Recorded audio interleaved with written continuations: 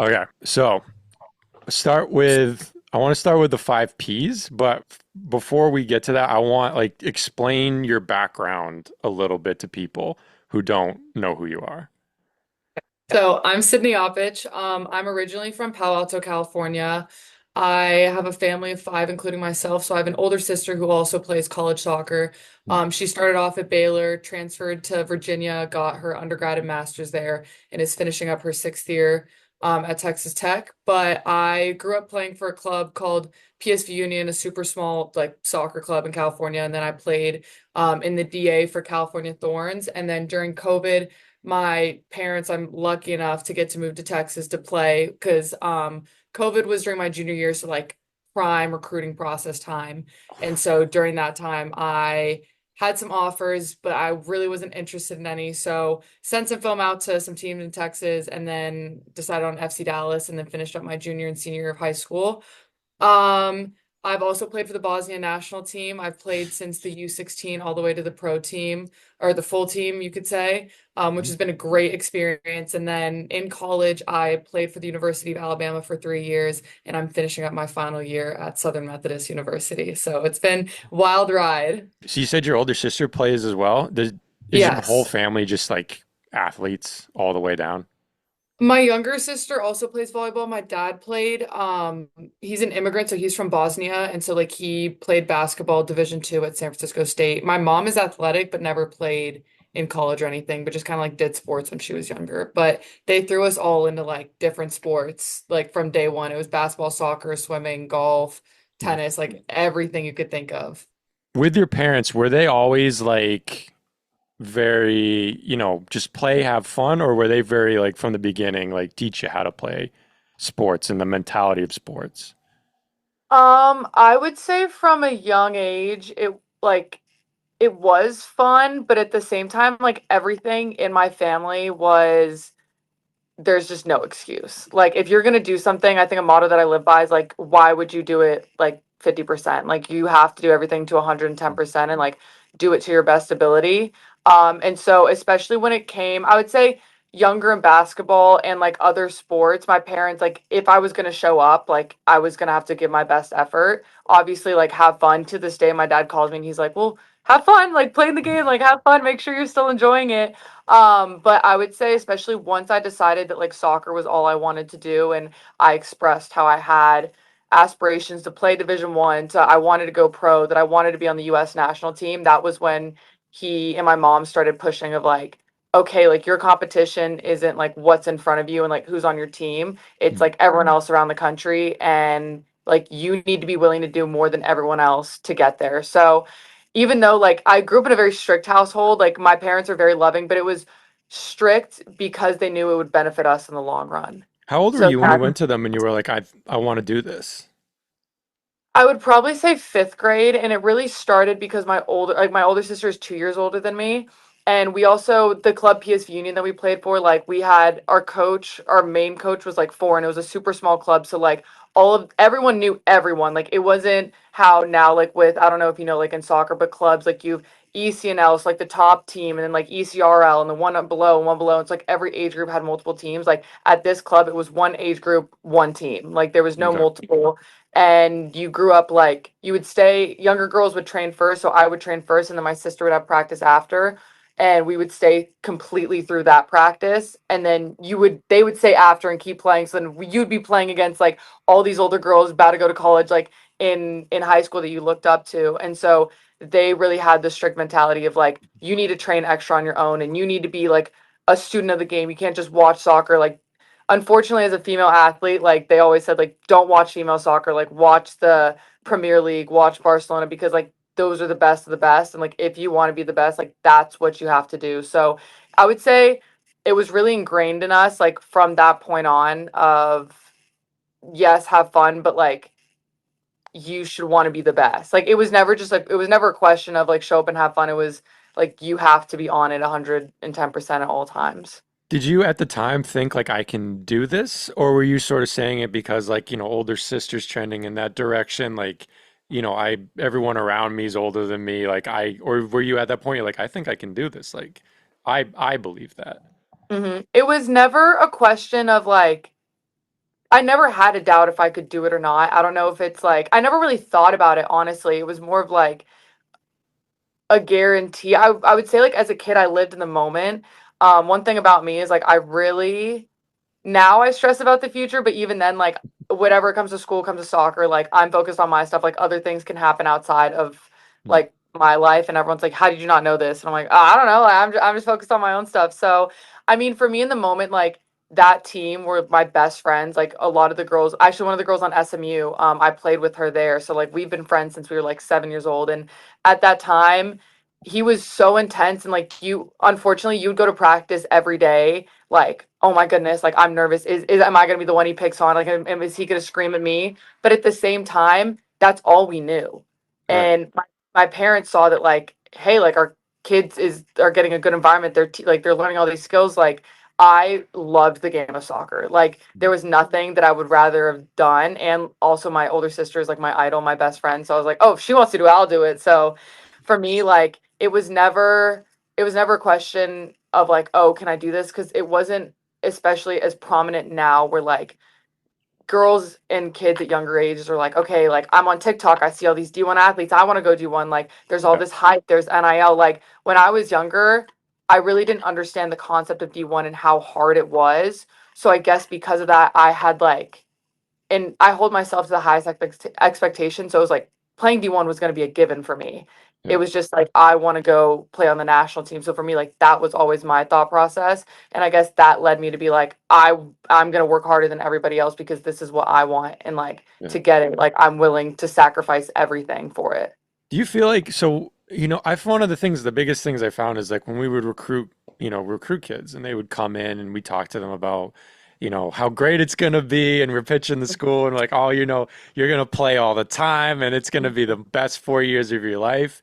And in the back of my head, I'm knowing like for like there's a small percentage of kids that they come into college and it's just cherries and blossoms and roses and all the great things and win Mhm. the national title and then you move on with your life.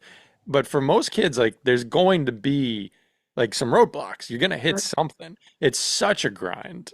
Yeah, It's such a jump. There's very few sports where the the development system is as rigorous as the NCAA itself, yeah. you know. So do you feel like going in, like obviously now, you've been in it for a while. Is it what you thought it was gonna be? Did you have like a better idea of what it was gonna be because of your sister? Like where were you sort of when before you got in, going in, what D1 is and then what it turned out to be for you? Yeah. Again, for me, I don't know if it's because like I was living outside of reality or I just again have I think one I guess I could say is like my best and worst quality about myself is like I'm willing to bet on myself like every single time. And it can Yeah. be the most absurd thing and I'm like I'm going to find a way to do it and like there's just no question about it and especially when it comes to like things that I love, which is soccer. Mm. And so my sister, I would say she definitely gave me like a leg up of she went in and she killed it at Baylor. Like my sister, like I would like to think that I work half as hard as her. If that. If I work half as hard as her, like I'm lucky. Honestly. Like Yeah. she definitely set the tone for me and like showed me kind of what it took. And knowing like everything that she did, and having her go to college first definitely was like, okay, that's what I want. So now I know what I have to do to kind of go get it, which helped. I definitely had also a lot of like friends in high school who helped me along the way. Like one of my best friends, her name was Parker, and she was like, "Hey, do you want to come?" And sorry, 1 second, I'm on the phone. You're good. And she was like, "Hey, do you want to come and like join workouts with me?" And like so before high school, every single day we'd wake up, lift, then we'd have high school soccer practice, and I'd have club soccer practice, and like that was just every single day, and it was more like I enjoyed doing it. Mm. But going into college my dad, one thing about my parents that I really appreciate is like no matter what, they're gonna tell me the truth. Like they're gonna be the Yeah. hard truth of like, we believe in you, we're gonna be by your side. But my dad like laid out the statistics of, hey, only this amount of girls like get a step on the field in their freshman year, and then only this amount get to start. Like again, my dad likes to say, like, have your obviously have high expectations of yourself, but like going Yeah. with very low expectations of like what it's going to be. And Yeah. then anything better than that is going to be anything above that is going to be better because you set such a low like expectation of coming in. So I definitely knew coming into an older team that it was going to be hard. I hate to say it's luck, but like I had teammates saying like no matter if one of the girls got injured in my position, I would have started, I would have played, whatever. But definitely like I'm just a hungry person. Like there's just you just can't tell me no. Yeah. Would say that's my biggest thing about myself. But especially now, like you said, like having the 4 years and seeing other girls who have come in, like I think that's a really big disparity of like social media. You only see the best of everything. Like you see Right. freshmen of the week, you see these girls like scoring and these top whatever. And so it's really hard to come in and be like, oh, well, why is that not me? Like, why is that not everything else? So I'd say like my situation was good because I think I had some luck to it. But I don't think I also like, I think my expectations were fair with how hard I worked. And Mm. again, you can work really hard and not have like things can go like not your way, which is totally understandable, which is really frustrating, like not being able to control certain aspects.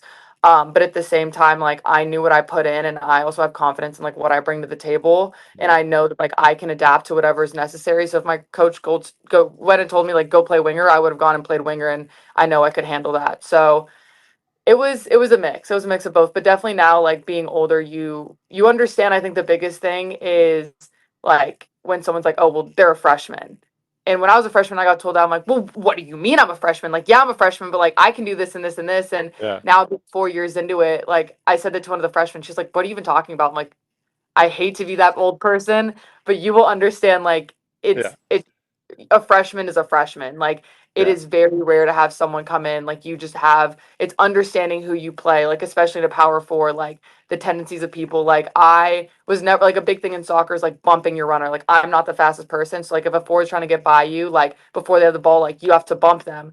And it took me 2 years to understand. And I'm like, I like, what do you mean bump? Like, so it's just, I would say small stuff like that. Like, I definitely didn't realize how much more to the game of college soccer that there was that, like, I didn't know. So I would say like that was the biggest thing for sure. Yeah. Well, it's like Tom Brady, sort of, you have to be prepared for the moment. You don't know when Bledsoe's going to get hurt. You don't Yeah. know when or if someone's going to get hurt. Hmm. And you just have to be ready for the moment because if you're sort of like, oh, I'm going to be a freshman and I'm not going to play this year, but I'll be ready for next year, then that opportunity comes and you get that opportunity, you're like, well, you're just going to be like, no, coach, like next year is my year.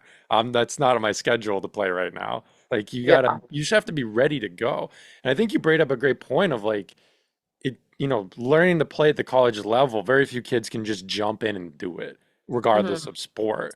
And as a coach, you know that, like you see the potential of a kid and you're like, yeah, it's probably going to be 2 years, but she's going to figure it out. We're going to Hmm. help her and she'll be at full potential junior, senior year when we need her to be a leader when she's an upperclassman. Like you're planning ahead. And Yeah.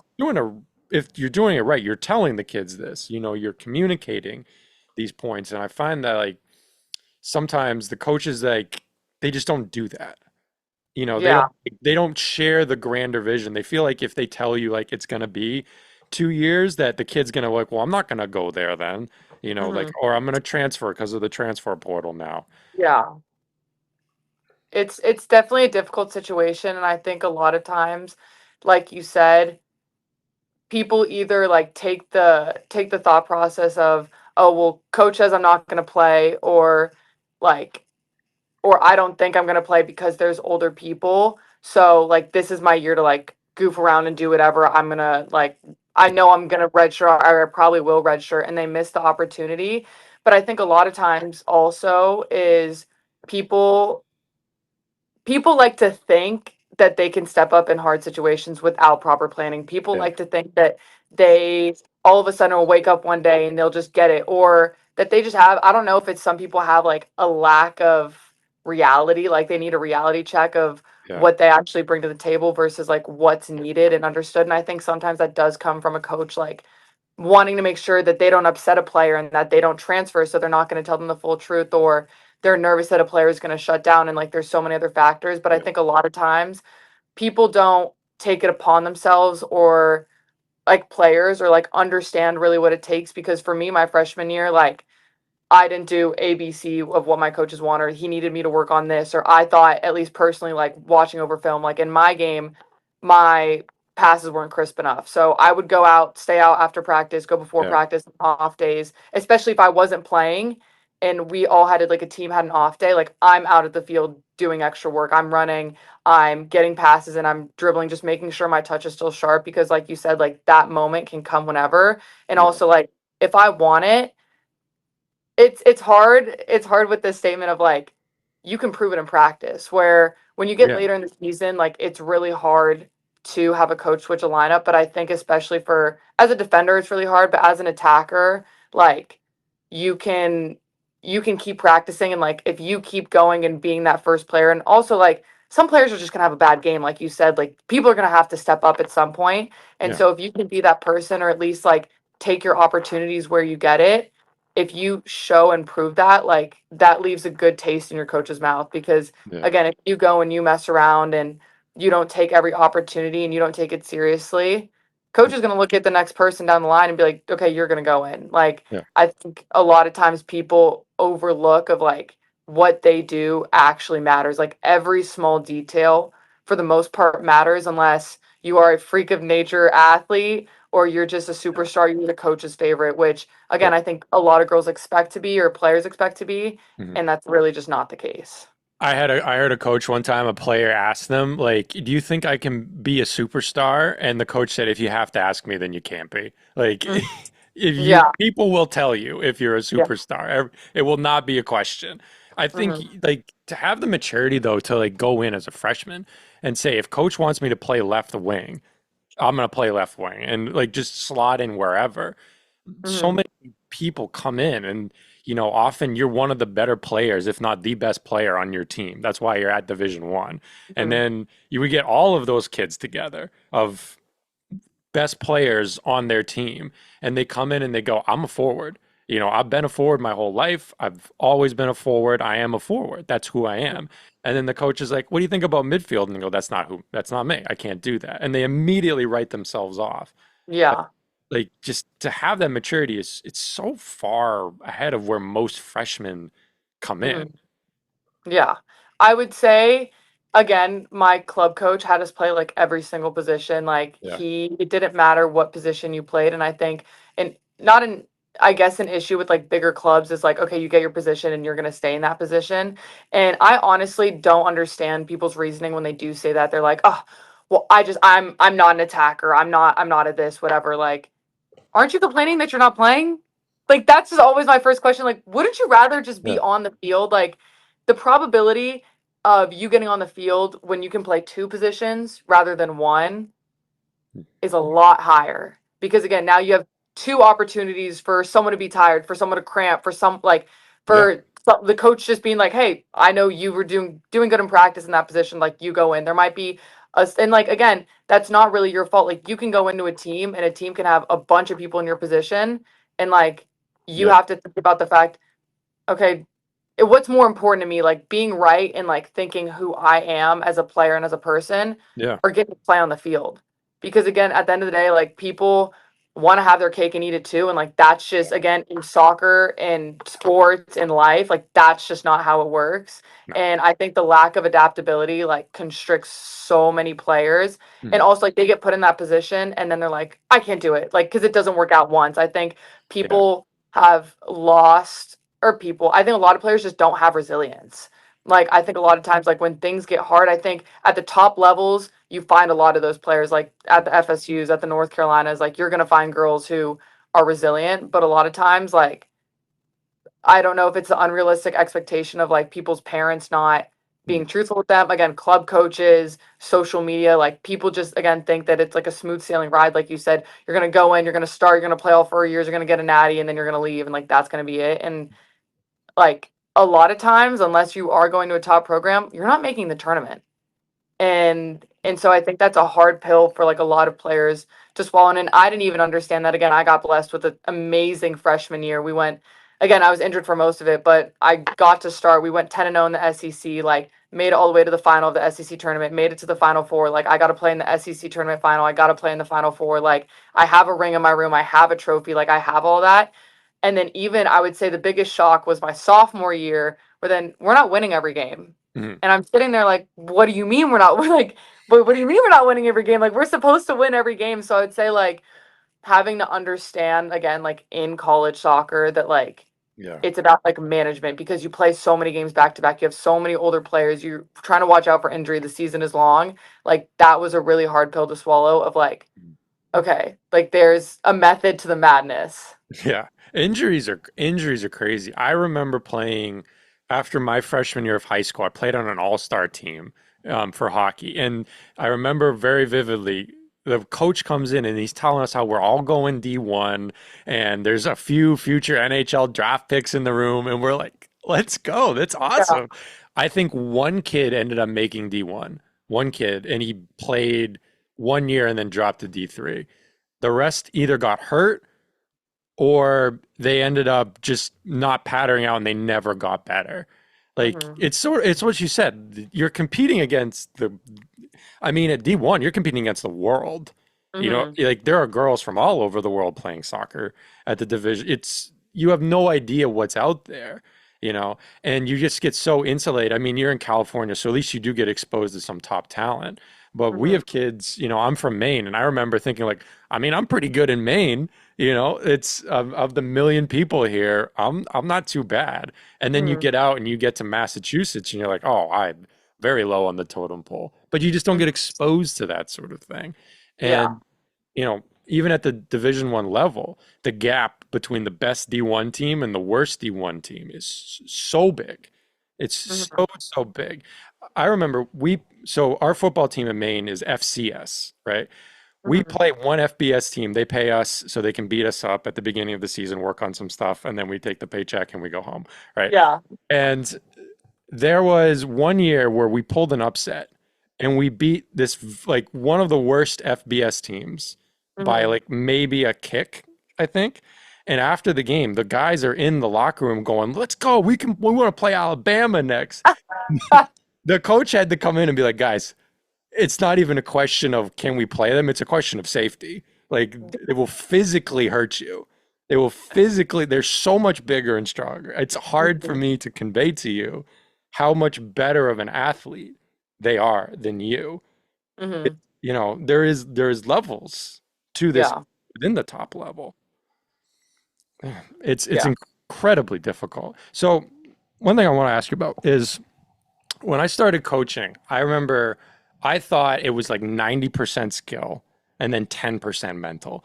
And fast forward 10 years, and every single year I go, it's more mental than skill to the point where I'm like, it might be 20% physical.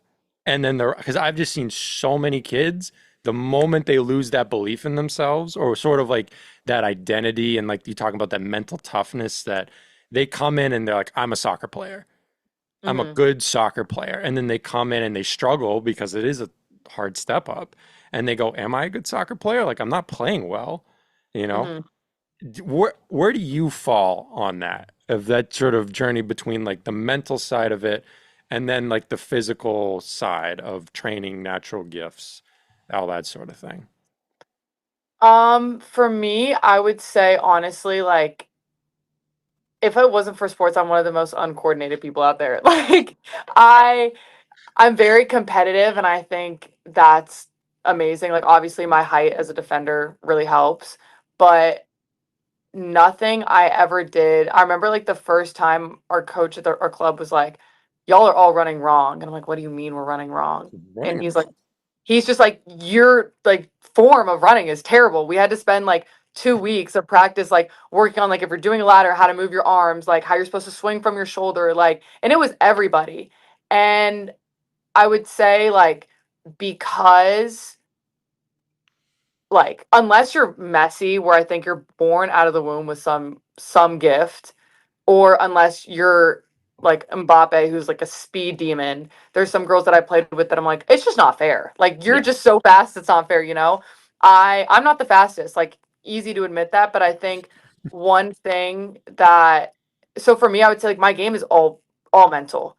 And I say that in the sense because I don't think I was born with any ability, but I think if you watch me play now, you're like, "Oh my gosh, like that girl has a lot of." I've been told by men's players who I've like trained with extra, they're like, "You're super technical, like you have great technical ability, but that wasn't talent. Like that was hours and hours and hours in my backyard, like alone juggling. It Yeah. was working on the 1-2s around the cone. It's going out and putting in the extra work. So yeah, when you look at me now, it's like, wow, she has a lot of skill. Like I can read, I feel like I read the game well. Like my speed doesn't really matter because I can read the flight of the ball. I know how to bump people. Like I have people asking me if I'm left footed, like I'm right footed, but I can use both because I made sure that I focused on that part. But so that's really hard because I do pride myself on like my technical ability and like my vision for the game, but that wasn't just because like I one day woke up and I had this ability. It was all because like I had to show up every single day, Mm. and even if I didn't get it right, it was like, no, I'm gonna get it right. I'm gonna get it. Like it's not gonna be a question. And I think Yeah. for for me at least, like that comes from like honestly doing it out of spite. Like I don't think I work well. Obviously, it's nice every once in a while. Like everyone wants to hear compliments, like "Wow, you're playing Yeah. great in this and this." But I grew up again with my club coach. Like I'm 7 years old, and he's telling me like, "You should quit. You should quit. Never play again. You're never gonna be anything." It's Like seven. He all, told you I, that. in front of all my teammates, in front of all my coaches, like, "You're never gonna be anything. You're not good." He was crazy. Like we all notice now. Like my parents, like, "There's we don't know why we let you play for him for so long," but it was that every single day was like, you're not going to be good enough. Like this isn't good enough. This player's better. Like you're not. So out of everything, like I love to prove people wrong. Like that's my Yeah. biggest thing. So it's like, oh, you want to think that I can't do it? Now watch me do it 10 times better than you ever expected anyone to do it. So, but in the game of like mental toughness, I would say for me, like I think I think Draymond Green said it, and it's really stuck with me. Of like, if you're stepping out on the court and you don't believe that you're the best basketball player, like you've already lost. Absolutely. And that comes again back to the 5 Ps that I talked about in my Yes. TikTok of like I can fully believe that I can say that and step on the field because like I have planned for this. Like I know I'm ready because I've done this day in and day out. I've put in all these extra hours, but also like mentally, you can be better technically than me. I'm gonna make your life for the next minutes like a living hell. Like I want you to step off the field and be like, she obviously I played fair, but like I never want to play against that girl again. Like Yeah. I want to be the person that like I'm always, especially as a defender, like I'm down your back. I'm making every tackle. Like your life is not easy. You're off the ball, and like I'm making sure you know I'm there. Like, Yeah. and I think like mentally, like I've gotten beat so many times. I've gotten embarrassed. I've gotten cooked. Like Yeah. it's a normal thing for every single athlete. And I just think like my mental ability to be like, okay, on to the next. Like be a goldfish. Like that's what my parents have always told me. Like water off a duck's back. Like be a goldfish. Like move on. And I think my mental ability to be able to mess up a pass and turn like right back around and be like, I'm gonna hit the same pass again and I'm gonna make it this time. And like having that belief in myself. But again, like that mental toughness has come with the fact that like I've put in so much work that like I don't need somebody else to tell me if I'm good enough or not Yeah. because like I know my ability at the end of the day. Like, and if everything goes to crap and my touch is off and everything is bad, like I mentally know that like I can fall back on like my work rate and the fact that like we can both Yeah. be tired and I'm gonna look over at you and I'm gonna run past you 10 more times just so you know that I'm better than you. Absolutely. Yeah. That's 100. And like you're saying, like the mental discipline to go out and do, like you're talking about drills that I'm sure like it's way more fun to do free kicks and learn how to bend stuff in. But like Mm, ultimately, that's not what's going to get you Division One. It's, you said, like, can you make a crisp pass? Can you be agile? Can you do these things that are not super fun to work on? And can you mhm, work on them every single day for years on end and get better at them and figure out, like, how do I fit into this? Cool. mhm, And, I like is absolutely like if you think that you're going to get into the moment and you're just going to pull something out of you that has never ever come out of you before and that mhm, you're somehow going to find a new level, it's just not going to be the case. There's mhm, nothing coming out. You're going to be who you are in those moments. If anything, you're going to underperform. Potentially, mhm, like the moment in the stage could get to you, the nerves, all these things, you psych yourself out in your head and you underperform a little bit. And I think a lot of times when people talk about people being able to perform under pressure, it's more they're like what you're saying, the proper planning makes for the performance. That mhm, they know in their head that they've done their reps and they've sort of proven to themselves beyond a shadow of a doubt that they mhm, are who they say they are. So they know when they go out there who they are, and they're not trying to be anybody else. Hmm. Even if you No. failed, Exactly. like you said, like even if you get beat and that costs you the game, it doesn't detract you. Like you're still that person, Hmm. and you're going to be that person next tomorrow at practice and the next game.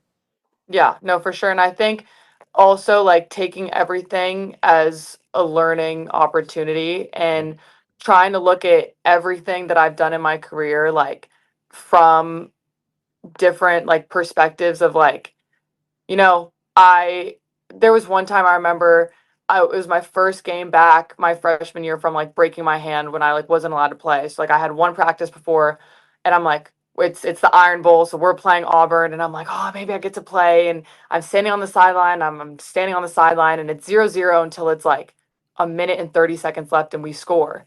And my coach is like, "Sydney, go in the game right now." And like throws me in. And I call my dad afterward and I'm like, I can't believe I only played a minute and a half, like all this. And he goes, Sydney, do you realize what he like? Yeah, I understand you're mad about minutes, but he trusted you to put you in for a minute and 30 seconds. Gonna lock it Like down. he trusted you again at the end of the game. And I think a lot of times, like, it is so easy to feed into like the devil on your shoulder of Mm. saying that, like, oh, you deserve more and it should be this and it should be this. And again, like the mental toughness to like pull yourself out of that and like find different ways again because people always want like a one answer clear cut solution that's like, oh, Yeah. problem solved, fixed. And I mean, for me, like me having this mental toughness is for so many reasons. Again, like having my parents be hard on me, like going training in the backyard with my older sister, and like if my pass wasn't good enough, she's shooting the ball back at me because she's mad that it wasn't good. Like having a coach tell you that like Yeah. you're not like good enough again. But I think what's brought me through all this again, like even my hard times at Alabama, like my why is the love of the game. Like, and Yeah. that again brings me calm and peace of like, yes, I know I prepared, but also like I'm not playing for anybody but myself. And like I know a coach can not be happy with my performance, but like if I know I'm happy with my performance, if I know I left everything out on the field, and at the end of the day, like that's all I can do. And sometimes in sports, like someone just has a good shot. They just dribble somebody and they just have a good shot and there's Yeah. nothing you can do about it. And I think like that's just such a big piece of like again, now with social media and everything else, like people get so caught up in like the, oh, well, I want to have high stats and I want to be this player and I want to make the TikToks in the uniform and I want to like go to this big name school because like I want to show everyone that I'm the best. And Want to do the gear it's sometimes hauls. exactly they want to do like they want to have all of that where at the end of the day I'm like I just went to a school that I felt like I loved and like I loved Alabama. Like it wasn't I honestly going to Alabama, I didn't even know how big it was. Like I didn't understand the whole like football, like Nick Saban, like I didn't get it. And then I got there and I was like, no way, this is the school that I picked. I'm so like, no way, like I just lucked out. But again, like everything that I do is not only for myself and like younger me who's put like so much time in, but like it's for my family. Like I think that's like my biggest why and what like gives me mental like strength and peace is like at the end of the day, I'm still who I am as an athlete and as a person and like my Hmm. parents would show up to games when I was injured and I wasn't going to play and I'm like, "Why are you here?" And they're like, "Because we love you. Like we don't care if you play or not. Like you are still like Yeah. who you are and we love you for that." And I think that gives me a lot of peace of like a coach can tell me I'm not good. Fans can yell at me that I suck. A girl can roast me while she's beating me. Like I really don't care Yeah. because like at the end of the day, and it's so much easier to say than like done, and I do get wrapped in it at the same time. But like Mm. just like I play for my love of the game and like the love of the sport. Yeah. And I'm not like that just gives me peace of like no matter what anybody else says, like I play for myself because I love it. And if I didn't love it, I would walk away right now. Yeah. So, how does the social media side of things, like, how has that changed your relationship with soccer? Because obviously you have a big online presence where you talk about a lot of these things. And um, I mean, I can't think of anything that would add more mental strain to the already strenuous task of being a Division One athlete. To now I have to deal with all of these people on social media saying whatever they're saying and Mm. everyone having an opinion on top of that. Like what was the idea? Like what got you into it in the first place? And like how has your presence evolved and has it changed your relationship with soccer or sports at all? Well, so how I got into it is like I was a kid where like I was on Vine, I was Ah, on okay. Musically, I was on Instagram. Like All right. I loved the social media apps like that of especially before when it was less about like, oh damn my life, let me brag, when it was genuinely just like Yeah. straight humor and like posting whatever. Like that always attracted me to it, which is funny to say because I don't think like I'm a very creative person at all. Like I love math, like I love the straightforward, but and then and when it comes to social media and soccer, like I want to be creative, like I want to do my own thing. And so for me, like posting on TikTok really just started like even now to this day, like I post videos that I'm like, oh my gosh, I have 45,000 followers, and like and I post on it sometimes like it's my private story, Yeah, and just my I like it friends. just exactly, it's just my friends. Like I tell myself, I'm like, okay, this isn't real, like there's not actual people. So when people actually do come up to me, it makes me laugh because I'm like, oh my gosh, you do see what I talk about.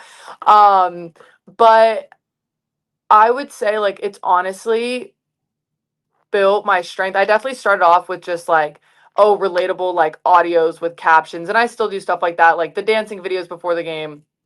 But I realized, especially like through the transfer portal and being in my last year of college soccer, like we're talking about now, like it is not easy. And I would like to thank God and whoever the universe, higher powers up there, of like, I got blessed with the best family possible. Like my Yeah. situation, I have parents who care and like not like they care enough to be hard on me. Like it Yeah. is not easy to tell someone that you love that like I love you so much that I'm going to tell you it's not good enough because I know that there's more in you. Like Yeah. that's not easy at all. And so for me, like thinking about my last year especially, because I have been so blessed and I feel like I've lived so many lives in the realm of soccer and my experiences, and getting blessed enough to have different people come talk and read a bunch of sports books and have all of this knowledge. Like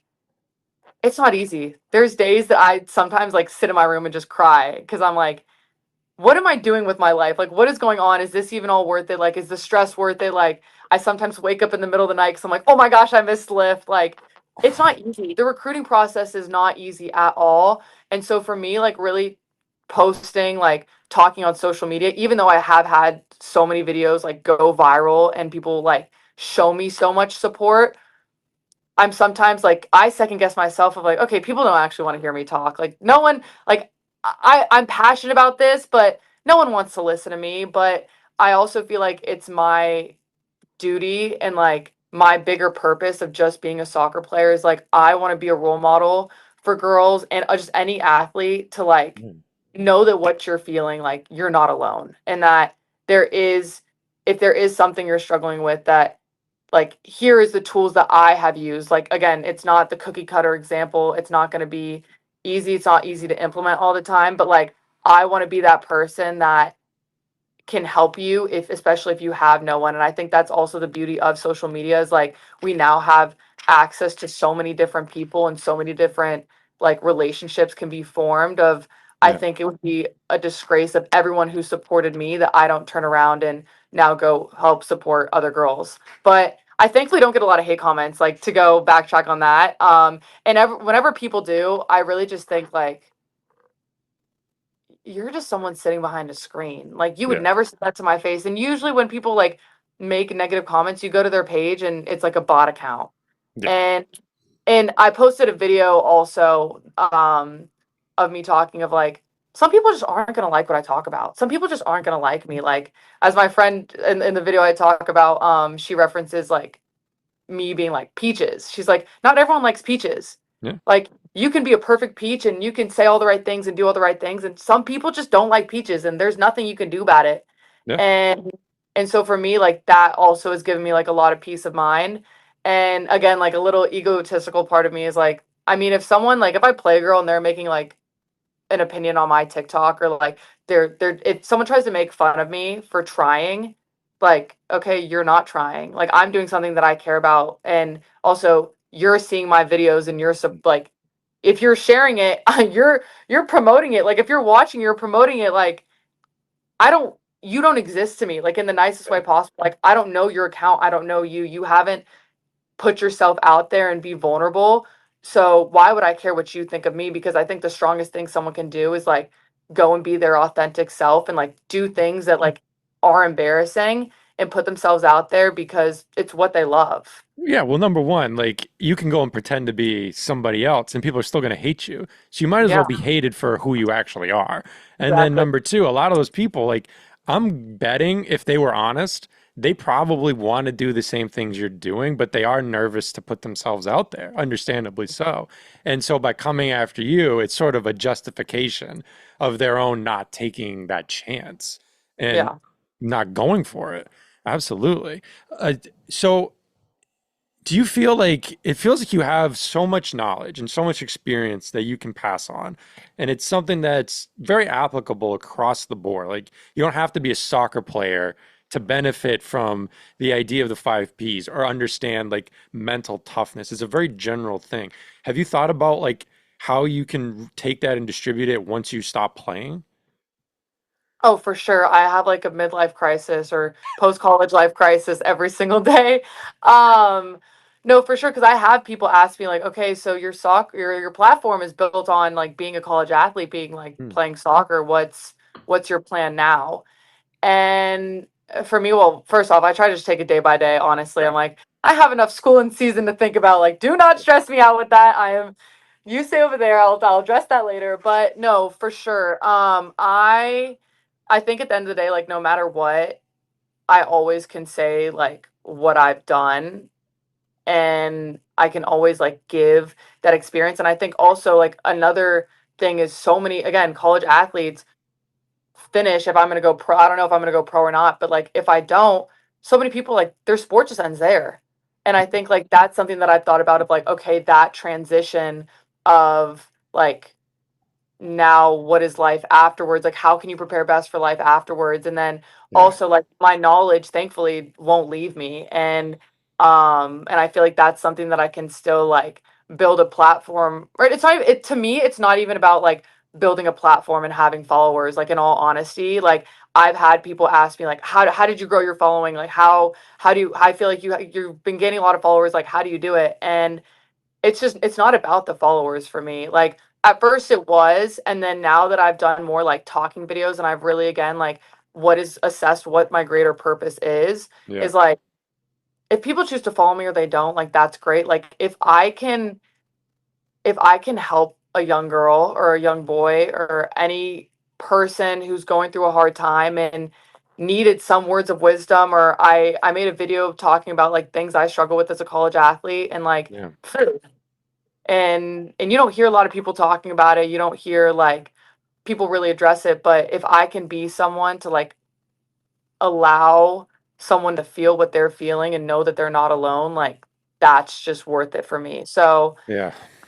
yeah, That's I would hope maybe it could be something afterwards, like if someone wants me to come speak to their team, I'll speak to their team, but I just if it's staying in contact with girls who are still on my team now and like from other teams, like just giving anyone advice because again, like I've been blessed enough to have so much in my 21 years of life that I think a lot of people don't get to experience, and I think also like what I'm sharing just makes everyone better as a whole. Like me sharing my experience is not now taking away from me and giving my knowledge or power to someone else and then I lose it. Like if I yeah. can allow everyone to make it a better environment and then everyone can be better, then especially in women's sports, like that raises the game for everybody and then it Yeah. helps younger girls and like for them to be better and for them have to have better experiences and maybe they get more NIL money or they get to have people come to their games, and like if I can leave the world of college soccer and just soccer in general like better than where I found it, like I think I've served my purpose. Yeah, absolutely. Like that's, that's the big that's the big picture thing of like, why it's such a like why this stuff is so interesting to me is like you see so many kids go through it and just every year it's the same thing, the same problems. And of like you said, of like, you're a very strong person. So to think that like I can go through those things and maybe I can, and because this is the part of college sports that people don't talk about, but like the Hmm. mental health of college athletes is in the pooper. It is Yeah. so bad. Like whatever you think the general population rates of like anxiety and depression and eating disorders and body dysmorphia is, double it. And that's what it is for college sports. It's so incredibly high because I think because so many of you guys are like, to be honest, if you're going to play Division One, you have to be a little bit of a psycho. You have You a have to have little some bit of a psycho, privilege. little bit of a psychopath inside of you. And you work so hard, and so many people have that experience of like just a coach who was so hard on you, or a parent who was so hard on you, and not everyone has like the healthy contrast of it that you do, and they just get that on how, Mhm. and then they don't talk to people, and they feel like, if I go and tell my coach that I'm not feeling great, I'm not going to play, I cannot tell my coach that. I gotta, I remember I would bring in like a goalie to do video, and I would be like, well, what do you think? And it became very clear. I'm like, they're just trying to figure out what I think so they can just Mhm. tell me. And I'm never going to get to the bottom of what's going on here. And so Yeah. it took just sitting there and playing video and staring at them until they finally were like, I thought it went well. And I'm like, yeah, I think so too. This was great. We can move on to the next clip. But like Mhm. it's so bad. The mental Mhm. health is so bad, and I think it's because a lot of these kids just don't have these experiences, like you say, where they get good coaching and develop those mental toughness skills. They get, coddled by mom and dad who just say like, Mhm. "Oh no, you're the best," and all these sort of things, and and then reality's coming, and Yeah. it's gonna elbow you right in the face. It's not gonna be good. No, not at all. I definitely like it hurts to see how many athletes like do have the mental health problems. And it honestly makes me laugh because every day, like when we come back from an away trip and like I see in the nicest way possible the NARPs walking around, like the non-athletic regular people, Yeah, I turn to my teammates every single time without fail and I'm like, they don't have to go to practice in the morning. Like you have to get off an airplane and then take a bus and then go to lift and then go home and study for this testing to miss. Like you don't even yeah, understand. And I think at the same time, like and I have like gone to therapy. Like I have talked to people. Like I have had those resources.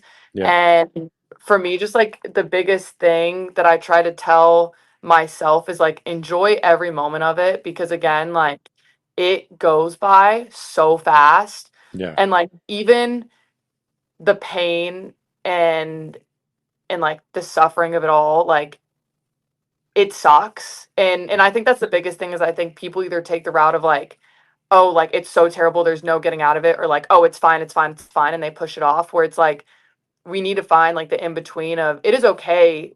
It's okay to be hurt. It's okay to be upset that you didn't play. Like it is okay to have these feelings. It is okay to feel that you underperformed. hmm But then it's like, okay, what's next? Like yeah, what's next? And I think a big thing that we talk about on our team is like having gratitude like day in and day out. yeah, And again, there's girls in my TikTok DMs and my TikTok comments of like, how did you get to your level? Like, I want to be there. Like, you know that there's so many girls who would give their leg to just have an opportunity that I had. yeah, And so for me, like that's been a really big thing of like I and sometimes I say it in the sarcastic way of like I get to play soccer, I get to play soccer. But yeah, again, like, when it gets hard, I go back and I train on my own. Like I had we lost a game and I was so mad that we lost the game or we tied and I we had a day off and I just went and I passed against the wall. And I passed and I would pass against the wall, I'd turn out shooting the goal, and then I would just juggle and I was out there for like 2 hours and I'm mm, like, I have schoolwork to do, but again, like this is all I want to do. Like this brings yeah, me peace. And if that's for someone to go sit and watch a game and just be like a fan, I think a lot of times, again, athletes put so much pressure on themselves to be mm, perfect and get things done and be productive. And like to me, if I feel like, oh my gosh, I ate lunch for 5 minutes too long and now I've wasted 5 minutes of something I could have been doing productive, like yeah, every single second is like, how do I maximize the day? And I think with that, when you live too much in the future, like you're not obviously in the present. And I think like that just becomes again adds to the anxiety and everything else where like the big thing is like control the controllables. Like you cannot control what happens in 20 minutes. You cannot control what happened in the past. mm, And like being okay to look at yourself and say like, I made a mistake. I didn't give my 100%, but like now what's next? And that's the Yeah. same thing on the field. Like, oh, I didn't make that good decision, but like now I'm gonna go win the ball back, or now I'm gonna make sure my mark doesn't get off me. It's always like be a goldfish. Like you have to move on, and you can go dwell on it later. And like there's gonna be times where you do need to go and talk about what happened and how you're feeling again. Like everyone's feelings are valid, but at the same time, it's like what's next? And I think Yeah. like that also keeps me going so much. And what I've tried to explain to other people who like have the stressors of like yes, your feelings are valid, but you also make the decision to show up every day. Like you make the decision. I think we also everyone gets caught up in like, oh, I have to be here, I have to this. And my mom was hitting me like, you're not in jail. Like Yeah. when I talked about like, oh, thinking about transferring, like I don't want to be here, my mom was like, you're not in jail. You can leave. Like you have freedom of choice. Like you have a free will Yeah. of like you get to leave if you want to. And I think that's again like a big thing. That sorry, I'm gonna charge my phone.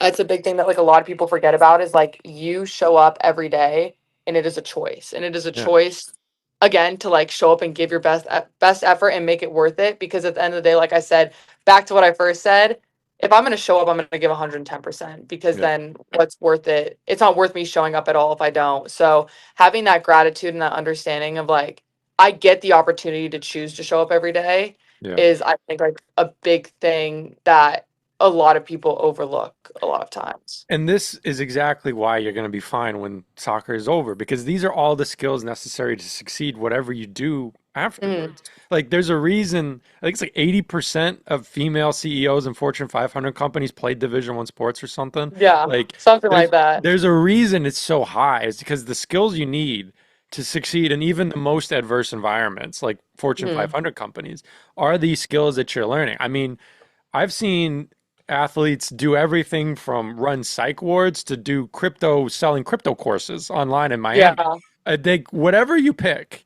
you got to find something and that'll be a soul Mhm. search and you got to find a new passion.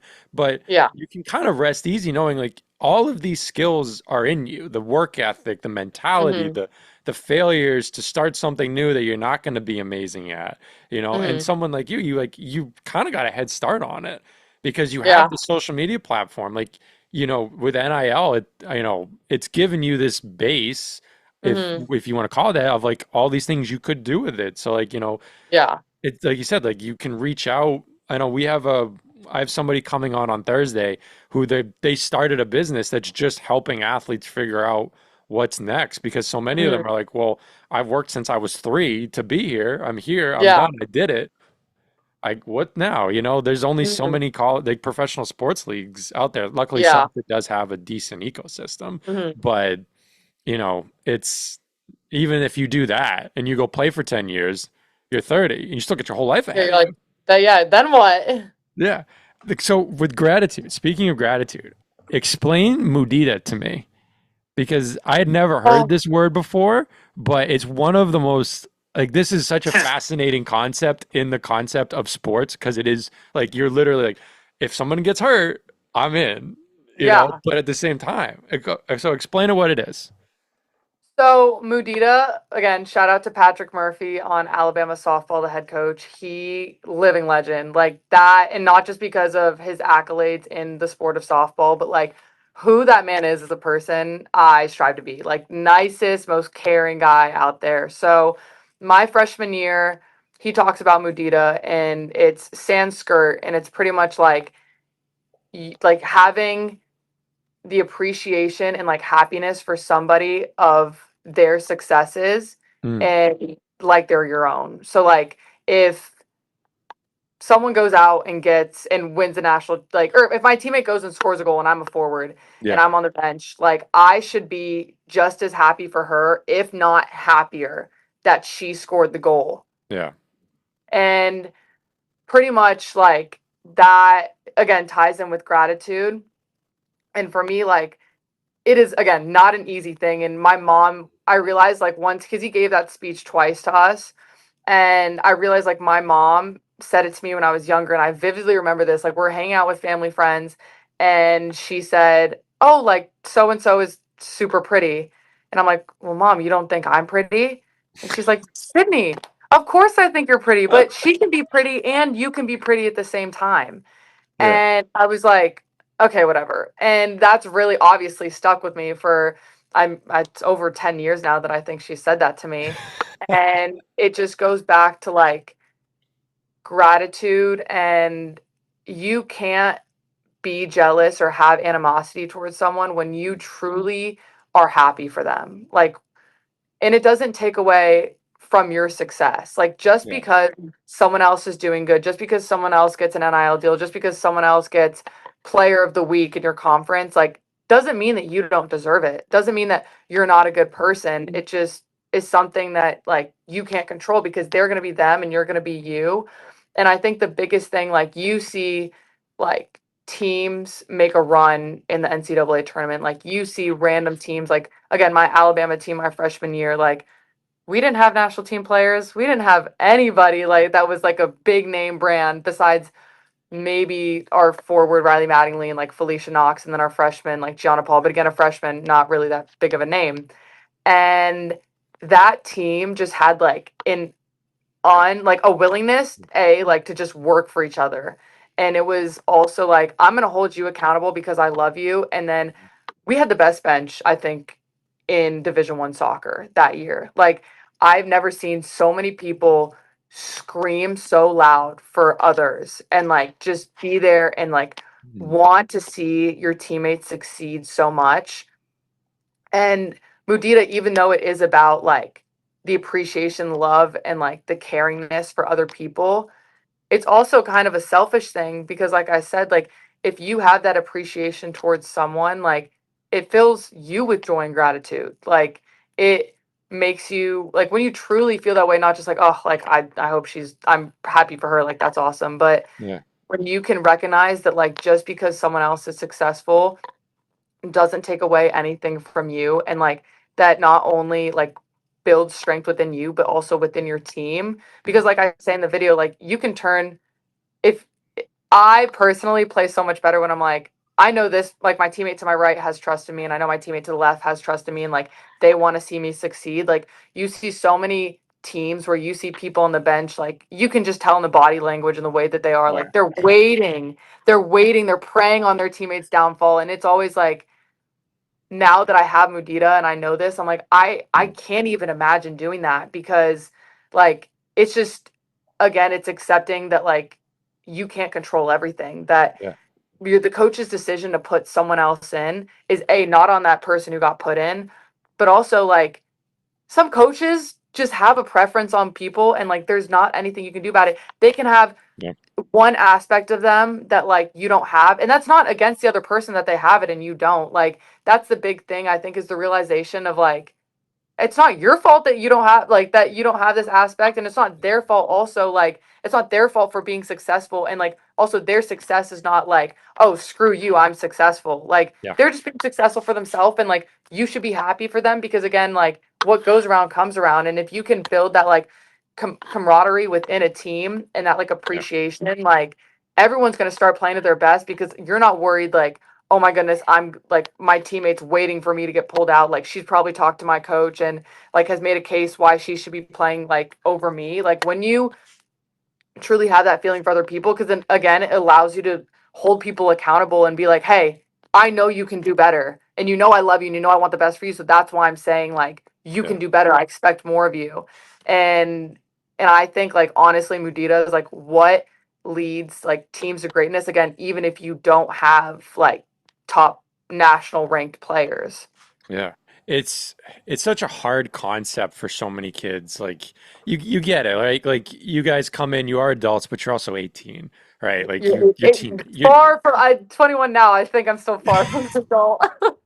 it's such a hard concept to wrap your head around, especially like you come in and like obviously you need to set the tone and you go up to freshmen and you have to tell them, like you need to enjoy like that other people are doing well and they're hearing like the person who's playing ahead of me is telling me enjoy watching me play and be Yeah. successful and take it and like you can understand why it's super hard, but like Oh, for yeah. goalies like there's only one goalie in all the Yeah. sports, right? There's only one. And so there's, for hockey, there was three of them, sometimes four.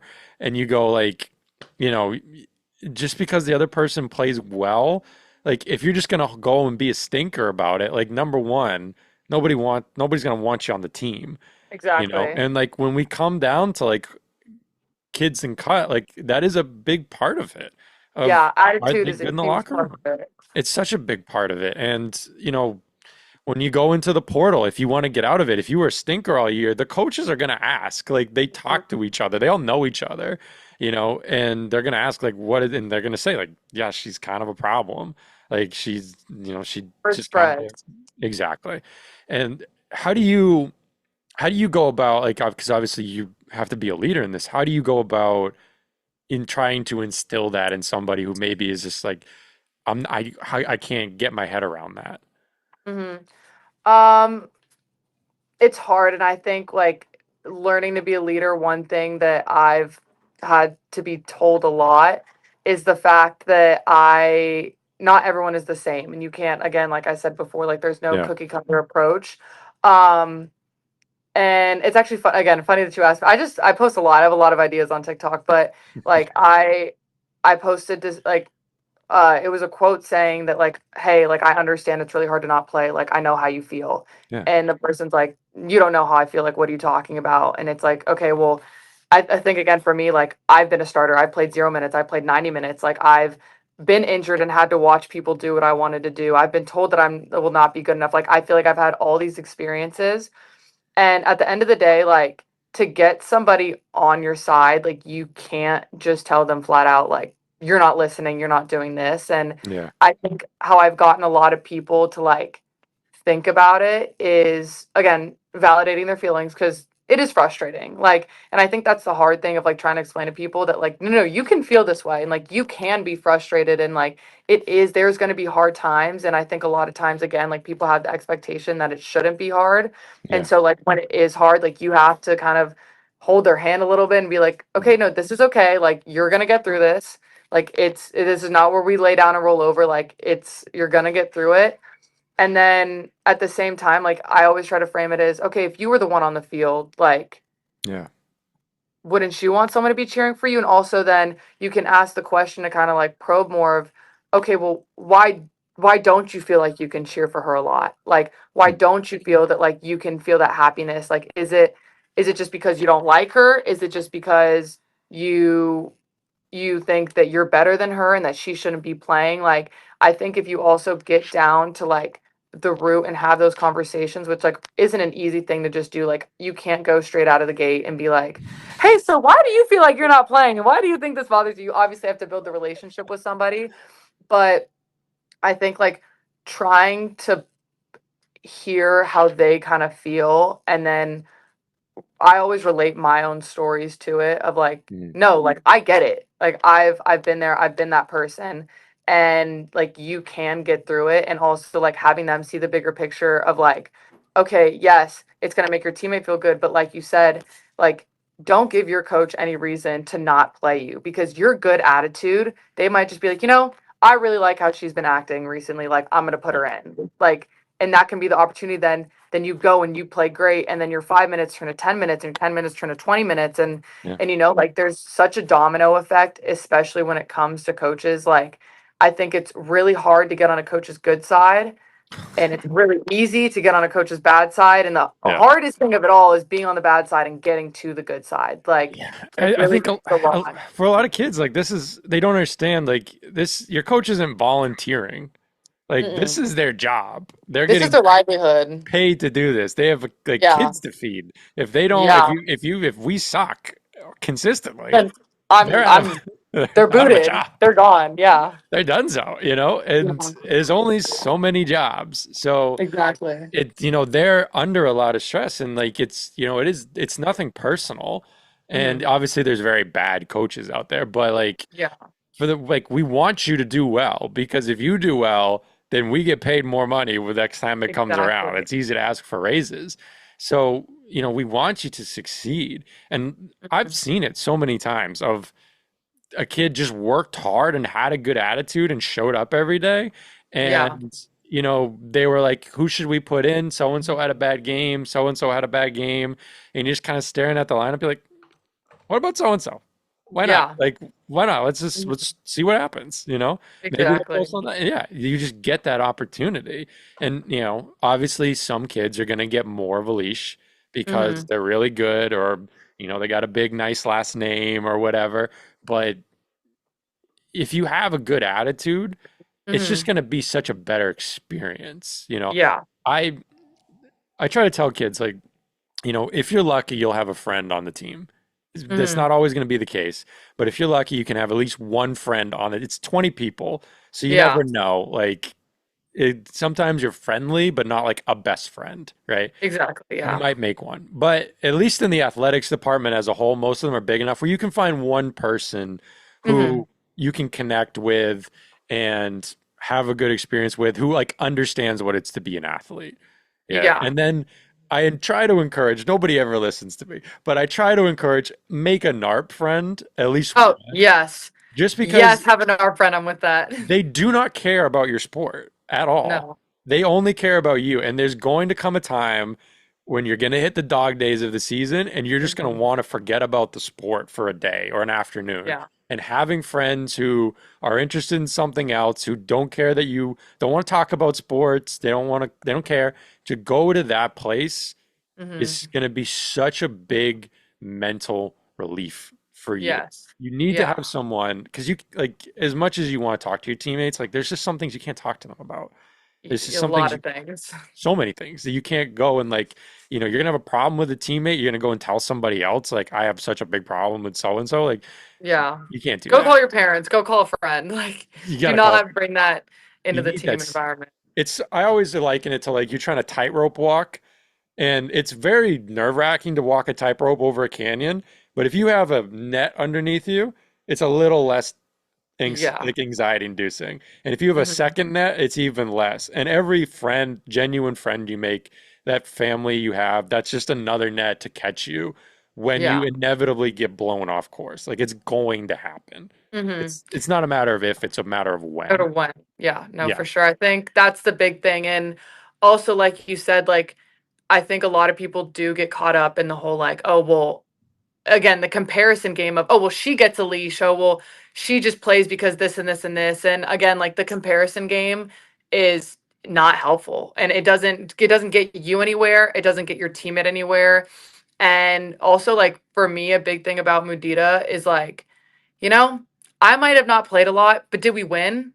Like, did we win? And also, I think like people take out the success of like the team only if you play a lot or not. And like Yeah. it is hard when you have kids being like, "Oh, do you play a lot? Oh, do you have minutes? Oh, do you score?" Like, and they ask the stupid questions and you're like, "I don't want to answer this. It's embarrassing." Like, but Kids who I didn't think even that's make a their varsity high school team, by the no, way. again, kids who don't even matter, but it's like it's really hard, and I think the big thing with it all is like the whole like ego Yeah. is I think what gets in the way of a lot of kids. And I think if you're have the ability to lay down your ego and be like, I understand my role, and even on some days it's going to suck and I'm really not going to like it. Like my me pushing myself in practice to be the Yeah. best defender attacker is going to make my teammate better who's a starter, and then like we'll win. And also, like, if your team scores a lot of goals, that's when you start putting in people who don't play a lot, like Yep. that's and like again, if you have the best interest for the people on the field, they score a lot, people who don't play a lot get to play, then like Yeah.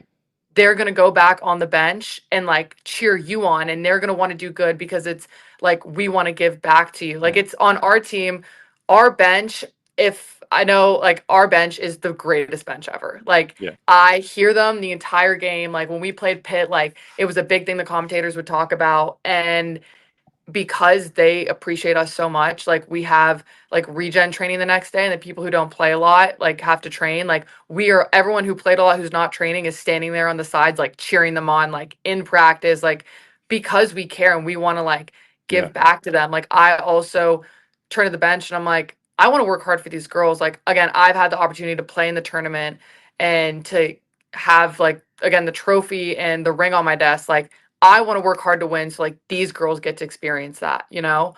And a lot of times like the comparison game, like honestly, like comparison kills. Like if you start comparing yourself to other people, to like what someone else has, because at the end of the day, like you don't know someone's situation.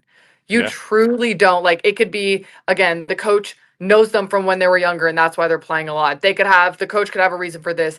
They might be friends with somebody. Like in soccer is so political, and every sport, honestly, nowadays, especially club and even like in college, there's some girls who get to go on a team and I'm like, how in the hell is she playing there? Like, how Oh, did she just sign to go to that school? And like, not again, not in a rude way, like yeah. trying to be completely subjective, like no issue with any of these players, but it's like, really?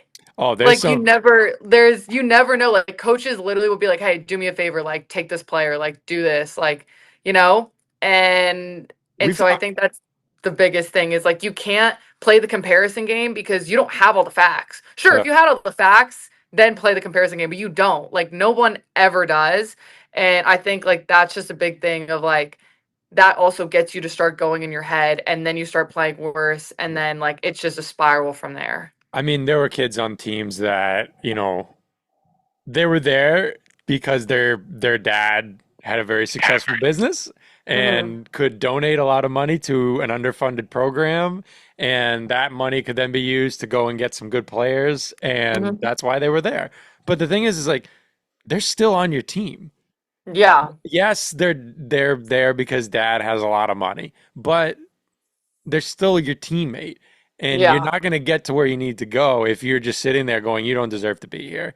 Mhm. You're just here because, like, do you not think they don't know? Some Yeah. kids, they don't know, but most of them are at least somewhat self-aware and they're probably self-conscious about it, right? Yeah. And And sorry, continue. no, Yeah. I was just going to say, like, you know, we I've seen a couple kids come in where I saw them. I was like, this is not a Division 1 athlete. This is Mhm. barely a Division 3 athlete. But they had the support system they needed. And by that fourth year, they were just enough to be a Division 1 athlete. Mhm. It took 4 years of very hard work, but they did get there eventually and ended up being a very minor contributor to a decently successful team. And Mhm. that doesn't happen if everybody just alienates them and says you're this is why you're here. You don't deserve to be here. Mhm. Yeah. My dad actually says it a lot of like their like fitness tests, for example. I know a lot of girls are like, oh well, I hope so and so doesn't pass, so she can't play, and then I get to play. And like I brought that up to my dad once, and he was like, well, the difference is like in men's professional soccer, like you should want everyone to succeed so you can be the best and keep playing. Like again, things are more fun. I promise you, coaches are a lot more fun. Oh, Practice is a lot more fun when you win. So it's yeah, like, why would, and as a competitor, like why would you not want to win? Why would you not want to have like the best 11 on the field? And again, yeah, this all connects back to like the proper planning of like I can say that I want the best players to be on the field and have confidence that that's me because I've done everything necessary. And if it's not me, again, I can go to sleep at night comfortably because I'm like, I did everything that I could to put myself in the best position. And yeah, sometimes that's just how like the cookie crumbles. And like that's just is what it is. And that's what I tried to explain to like a lot of people. Like, if you put your best foot forward and you know that like you've done everything you can, yeah, there's just some things that don't go your way. And like that's life. And that's just it is just what it's gonna be. And and again, like as a competitor, like shouldn't you want to win? Like no matter what. Like absolutely. again, it's willing, like wanting to win no matter what it takes. And so it's like if it takes you playing half a game and splitting with another girl, like why not also like have trust in your coaches, like have all of that. I think a lot of times again like people always make excuses instead of like turning in inward and be like, okay, what can I do better? Like that's always my first question when I went into like meetings with my coaches. Like don't tell me what I'm doing good, like what can I do better? Like I want to know like how can I be better for this team, because Yeah, if I can be at my best, then I want everyone else to be on their best, and absolutely. then we can all like be successful and win.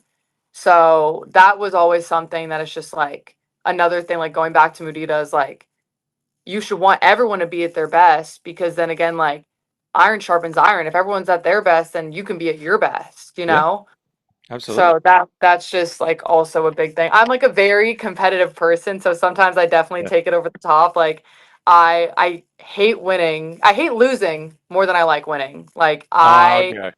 Okay. I cannot stand to lose. Like any and it gets so bad sometimes that I'm like I have to like unfortunately not try because if I try and I lose, like we have to play it 10 times over because I need to win. Like Yeah. it's an issue. And I think again, because I was my both my parents just raised me as competitors. Like both my parents are competitive people. Like Yeah. I would say my older sister like grew up honestly like brothers. So and again, my coach was crazy. Like I got cussed at as a kid. Like I watched men's soccer. Like I always played with the boys at recess. So Yeah. like I'm sometimes like, okay, I have to dial it back a little bit because I like get like man competitive where I'm like, I'm going to win. And like I'm like at the Kobe Bryant, like I love Kobe, I love like Michael, like the Yeah. Tiger Woods, like all of that like mentality and like even like Serena Williams, like I'm gonna beat you and Yeah. like I'm gonna be the best. And again, you can want the success of your teammates while also wanting to be the best too. Like those aren't like Yeah. mutually exclusive as well. And I think a lot of people again mistake that where it's like only one thing can be true at a time. Where it's like you can want the best for your teammates and also still push yourself to be the best. Like just because you want the best for someone else doesn't mean you have to lower yourself for them to be the best. Like it should be like a mutual like I want to be better so you're going to be better and like I said that iron sharpens iron mentality. Have you ever thought about being a coach? I think I wouldn't be a good coach No? if my players wouldn't run hard. I literally would be like next day of practice, get on the line. You don't want to run. You don't want to run hard in the game. You're gonna run hard now. So you're gonna learn the hard way. I think I would probably because of that get fired in about like 5 minutes. I'd get the NCAA called on me and they'd be like, "What did you like?" Even now to this day, our teammates are like, or people have said, um like oh like I can't like sometimes we finish practice people are like oh like that was so hard and I'm like yeah that was hard but that's all we did like for how we performed and the effort we showed up like better than me first time you don't want to do what I say get on the line like I'm like I definitely like that's just like the household like I was raised in and I think Yeah. also a lot of times like players believe that they should have some sort like if I could communicate this to everybody, Yeah. you have no leverage as a college athlete. Like very, very, very little leverage. Like if you piss a coach off, like there's you have no power. None. Like None. and not saying like I'm the last person to be like a kiss ass. Like I don't do that. I don't believe in that. I think like who I am as a person and like how I show up every day like speaks enough for itself. Yeah. But like you can't again go and turn and have a bad attitude on the bench and be sulking because coaches notice. Like Yeah. coaches notice you can't like get subbed off and be like, ah, and have an attitude. You Yeah. can't be making side comments. Like coaches notice way more than you think. Mm. And like if it's not the coaches noticing, it's your teammates noticing, and then they talk about it, and then the coach hears. Like there's always a way to get back around to it. So it's like you thinking that you're doing something, having a bad attitude, and like not being a good teammate, at the end of the day, just shoots yourself in the foot. Yeah. And like they're gonna yell at you. And it's not like you can go to mom and dad and be like, they yelled. You're an adult. Yeah. You got to deal with this on your own. But that honestly, that might not be a bad coaching strategy. Like some people need that. Some of these kids need to get their ass kicked a couple times. Like Yeah.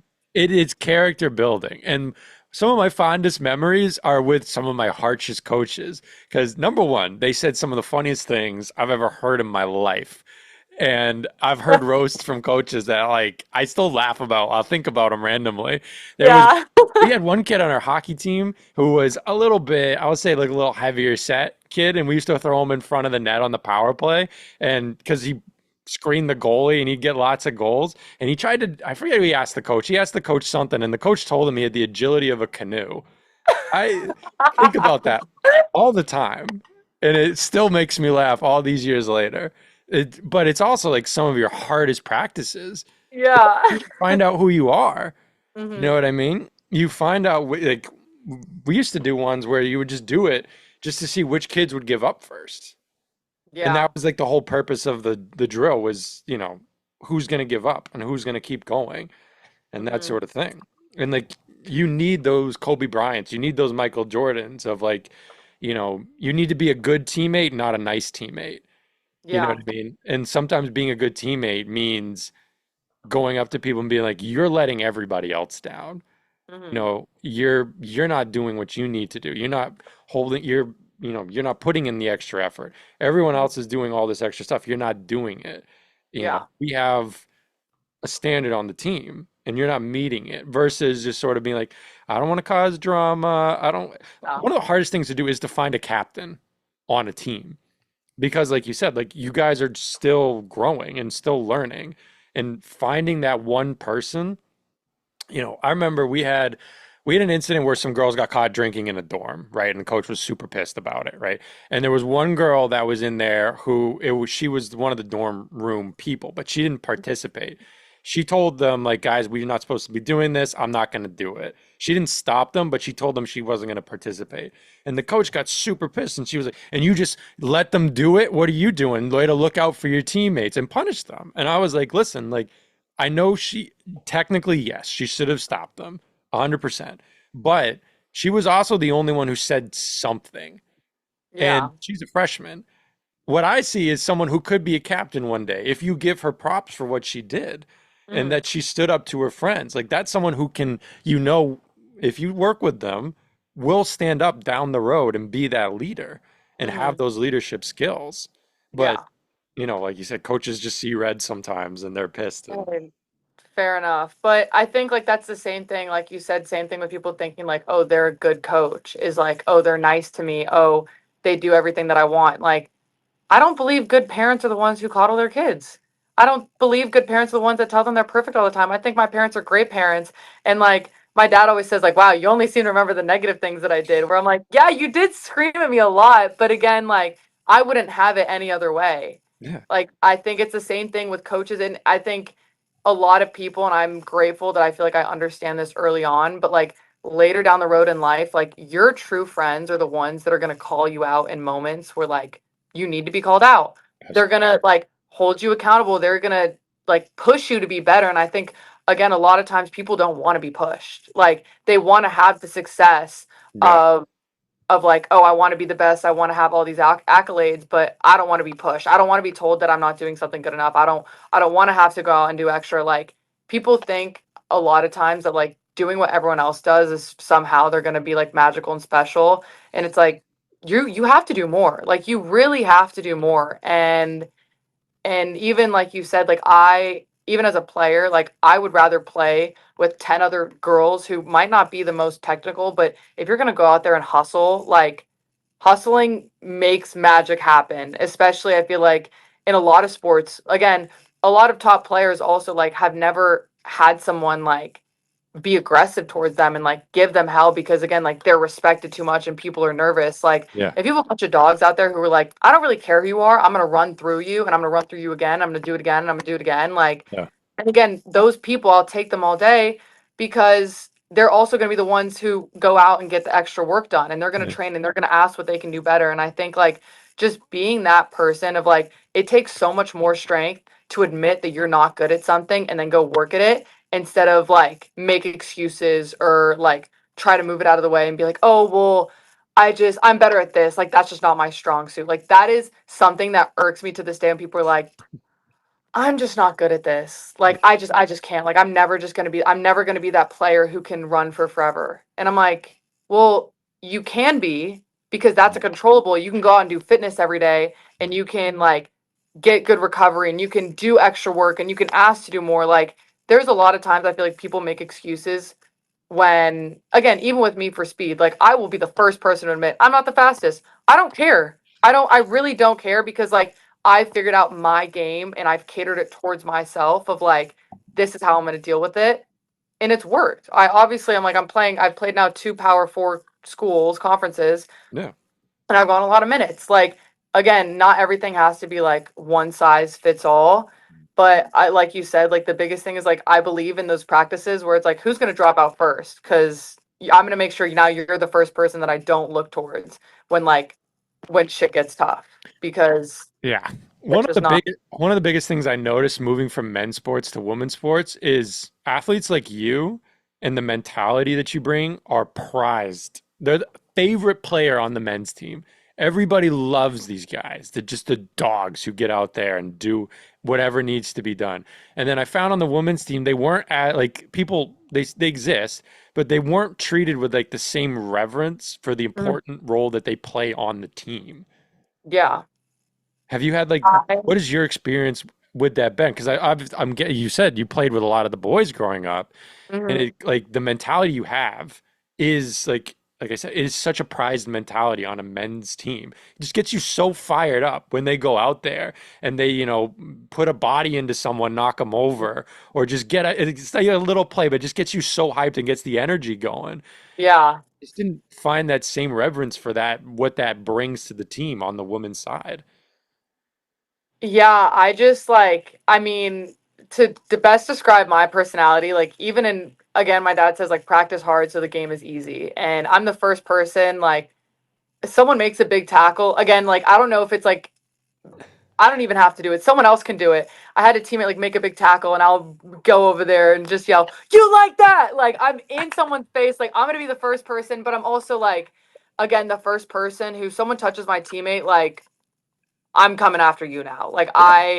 I don't play about that stuff. And I think a lot of times in female sports I have been told that like I do too much, that I'm too much, that like I need again to cater myself to fit how other people want to be like talked to or how they want to be treated. And again, like for me, and I think a big thing in women's sports comparative to men's sports is men's, and again, this is how I view it, and I don't think again all men, but like you see men's games and they can cuss at each other and they can say whatever, and then they step off the field and it's like, bro, we're gonna go get some dinner tonight. Like, let's go hang out. And then I feel like on the women's side, it's like, oh my god, did you see how intense she got in practice? Like, I can't believe she did that. Like for me, I've told people like I had a girl we played Miami and she came up to me and she was like, oh my gosh, I love your TikToks. Like you're always on my For You page. Aw. And I said to her, I was like, thank you so much, but like I feel bad because promise I'm a nice person. Like, I promise, like, I am a good person. Like, on the field, though, like, Yeah. that whistle blows until the whistle blows again to finish. Like, I am your worst nightmare. And, Yeah. like, again, I'm going to do anything that it takes to win. And I think a big thing that, like, I didn't realize is that a lot of girls do take the stuff from on the field off the field, and that creates such a big problem where like my coach thought that me and my close friend who like I grew up with, like we got into it on the field, and then at halftime she was like, hey, I'm sorry, and I was like, hey, I'm sorry, we good? And I was like, yeah. And then our coach was like, well, you know what happened between y'all? I'm like, what are you talking about? Like we moved on from that like 2 seconds after it happened. And Yeah. so for me, like, because I am so intense and I have that mentality of like balls to walls and like I'm gonna go run through somebody, like that makes a lot of people uncomfortable. Yeah. And again, like I love my teammates enough where I'm like, okay, I understand like I have to approach this differently. But it is sometimes frustrating, like in all honesty, where I'm like, okay, if I'm trying to meet y'all halfway, like sometimes I don't feel like I'm being met. Yeah. Where in I feel like in the men's on the men's side, it's like you're complaining that someone's yelling at you, like get off, like get out of the locker room. Where I Yeah. feel like on the women's side, it's all like, oh well, like you need to make sure that everyone feels okay and like everyone's comfortable. And I'm like, yeah, but I'm also not yelling that like you suck on the field. Like I'm telling you, like it's not good enough that you're not making a tackle.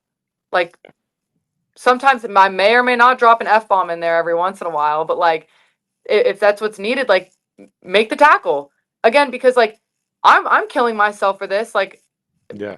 that's just what it is. I'm not saying you. I'm not adding in like you're so terrible and no and all this stuff. Like it's purely what it is. But like even then, again, like holding people accountable and like maybe it's tone of then like people get offended by it. And I think sometimes like that drives me crazy. Where I'm like, I should have just played tennis and like done something by myself and like done like a sport like that because I am overly competitive. Can you Like imagine you overly. though with your personality playing tennis though?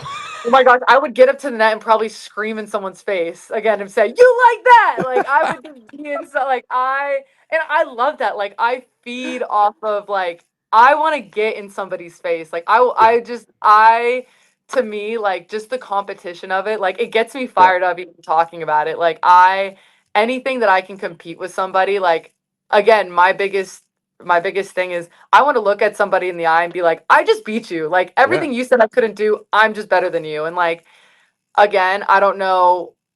I've always thought like I don't know if being competitive is a genetic thing, if like that's just how like the environment you're raised in, if like Yeah. I don't know what it is, but like I I hope that some people can get it sometimes because I'm like to some people that I've played with, I'm like, please, like, just understand. Like, I want to give a little bit of like what I'm feeling to you, yeah. to like, and I understand like not everyone has the same like they can be competitive and be quiet, but like I don't know. Sometimes it is really hard for me though, and like I've had to have like hard conversations with my coach and with teammates and with like my parents and be like, okay, again, putting my ego aside of like I may think that I'm right, but what's the best for the team in that moment? Mhm. And and again, like being able to do that, I think I've gained also a lot of respect for my teammates from being like, hey, like we see you making the effort to like be better. And I think that's like the biggest thing of putting your ego down. Of I could have either again looked at him and been like, well, no one else wants to be as competitive as me, so like I'm not going to change. Why would I change? Yeah. And instead being like, this is who I am, and like if it takes again for me to win of like fixing my tone a little bit every once in a while and biting my tongue a little bit, like I can do that if that's what's gonna like get the best out of people. Yeah. Because then that also gets people then to then meet you halfway and get people there. So I think like a lot of times for leaders especially, like you have to again, I think and anyone can be a leader, like lead from where you are, but the Yeah. biggest thing is like I think the best like leaders are the first people to admit that like, hey, I made a mistake. Like this isn't good enough. Like I shouldn't have done that and have those hard conversations because like then that allows other people to see that like, okay, like it's not all about Sydney's show. Like it's oh she cares Yeah. about us and like she wants to be there for us and like she wants to be better. So sometimes I do like especially on the field I'm like you got everyone's pissing me off like I need someone to like be as like just understand but it's again it's easier Yeah. said than done but yeah no I'm even sometimes some guys are like I don't know what's wrong with you like I you're overly even my dad he's like we would play like horse. And my dad played college basketball. I'm never gonna beat him in horse. And we'd Yeah. play and I'd be like, play again. I'm gonna beat you. Play again. I'm gonna beat you. Like I do not care. I will play a million times. Like that's just who I am. And then when I score, I'm in your face. I love you, but in this moment, I'm gonna be in your face. Like that's just who I am. But I think I'm also like a really big like personality person. Yeah. Um, but no, I love it. I just love competing. Like I just couldn't imagine like not being an athlete. Oh, it's the when I stopped playing hockey, it I got offered to go and play like some beer league games, which is just like recreational pickup. I went to Mhm. one game and I was like, I can't do this. Like I need to play to win. I can't like Yeah, I I can't play for fun. no, one of the hardest things for me, honestly, was when I started coaching was like I have to not shoot as hard on like the 4 and 5 year olds. I can't take like full slap shots at them. Yeah, And like because like they're like just kids. just kind of like floating the puck in is like, all right, like what are we doing here? That sort of thing. Yeah. It was like I gotta do it because I'm gonna hurt them. No, It's exactly. yeah, it never leaves you, but it's such like an infectious thing, and like you said, like if you guys get beat on defense, right? And you're yelling at them and they're like, "Why are you yelling at me?" Like, well, if we get scored on, it's on all of our stat sheets. It Exactly. doesn't just go on you. They don't make a note and say you were the one who blew the play. But Mhm. also, if on the flip side, when that ball goes in, you can go, "My fault, guys." And take responsibility for it, even though you're like, Mhm. not my fault. But Exactly. I'm gonna take Exactly. responsibility. Then they know like you're you're not out to get them. You know what I mean? Mhm. Like you're not here to tear them down and that sort of thing. And you want the best for them. And it may be a couple years of a love-hate relationship Yeah. where it's just gonna be back and forth. But at the end of the day, like you said, like I feel like it creates that magic. And like Mhm. some teams go into the tournament, like you said, knowing that like if we can get a first round, like our women's basketball team, they were never winning the national title, but there was a chance we could get the last seed and play like UConn, and they could Mhm. go and say like we played the UConn women's basketball team. Like how Yeah. sick is that? And there's maybe a small chance they pull off something, but just that experience. becomes something so much bigger and like so much Hmm. more important of like that's your accomplishment. Like nobody can Yeah, take it away from you that you made the tournament. Nobody can ever exactly. take away from you that you have those rings, that you have Hmm. those trophies. All of that is forever, regardless of how you got it. It's Yeah. it's forever yours. And Hmm. you just everyone gets there a different way, you know? Yeah. Think like there were I'm sure there were girls on that Alabama team that like were there for 4 years. I don't maybe know if they had a lot of success running up to it, but maybe they Hmm. worked 4 years for that, Yeah. and that was their 1 year and you were there and that was your first year. So like you got to enjoy it and you have to enjoy the whole experience. Exactly. Especially like the friendships that you make along the way too. Like my dad Totally. always reminds me of, like you said, like when you look back, you're gonna think about the funny thing that coach said in practice. You're gonna laugh with your like former teammates. You're gonna think, oh my gosh, remember that one really hard practice we had? Like Yeah. I think also again, like that brings gratitude of like all of the hard moments and like the friendships that you make. Even when you go pro, like the relationships are not the same. And like I would say like these girls Mm. are some of like my closest friends and like I can depend on, and I hope that they know that like anything that they need ever, like I'm there.